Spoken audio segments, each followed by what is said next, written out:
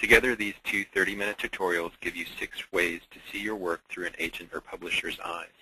And we hope this is going to be very helpful for you. It was very helpful for Charlotte and myself when I was trying to get my material to agents and publishers, which had a successful end, I'm happy to say. And we're happy to share that information with you today. And I have been a publisher. I was a publisher for 5 years, and I worked with publishing first-time novelists. So this is important information for me because it's what I learned to help people be more successful in their attempts to get published, particularly in a traditional publishing environment. But if you're going to self-publish, this stuff still works. And I was a screenwriter for 8 years before I decided to take the jump into novel writing. So it was very much an uphill curve for me, too. A lot of this information was not intuitive for me, so I'm glad that Charlotte and I are doing this tutorial today. It'll give you a leg up on getting your career jump-started. We want to start off today's tutorial with a quote from Charlotte and myself from our title, Adapting Sideways, How to Turn Your Screenplay into a Publishable Novel. And most readers want to be diverted, extended, entertained, perplexed, enticed, delighted, surprised. We look to a competent and talented writer to do all that.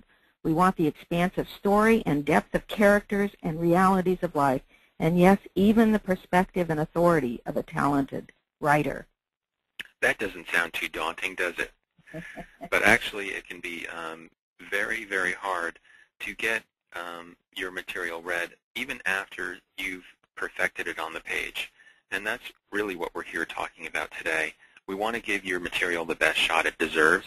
You've worked on something from maybe 2 to 5 to 7 years, and now it's time to show it to the world.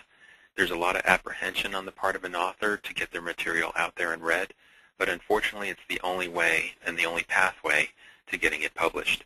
So you want to show it the due diligence it deserves, but also give it the best shot it has at getting it out in the market at the right time with the right agent and hopefully the right acquisition editor. We're going to start by talking about writing styles, which is our point number 4. And under that, we're going to start with what is your genre. It's very important that you know what genre you're writing. And it could be murder, mystery, suspense, thriller, horror, science fiction. It could be young adult. It could be even literary. But you need to know what it is. And these are standard genres, and that's very important. Don't invent a genre. There are subgenres galore. You can say that your work is a subgenre, but don't invent.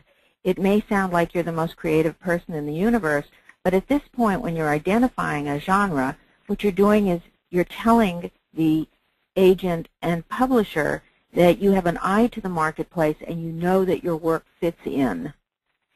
Exactly. You don't want to invent a new genre because that kind of stops the dialogue immediately with these industry professionals who've been around for sometimes 20, 30 years, and they know every genre inside out. You want to keep your creativity on the page. You want to keep your creativity to your storytelling. Sticking to the right genre shows that you have a respect for the reading material that you've grown up with, and you have a passion, and that you want to add to the legacy in publishing. You don't want to reinvent the wheel, and you especially don't want to reinvent the wheel in a query letter or an opening dialogue with an agent or a publisher. Yeah, having a genre called Cinderella Vampire Romance sounds really good, but that's really a pitch line. That's not a genre.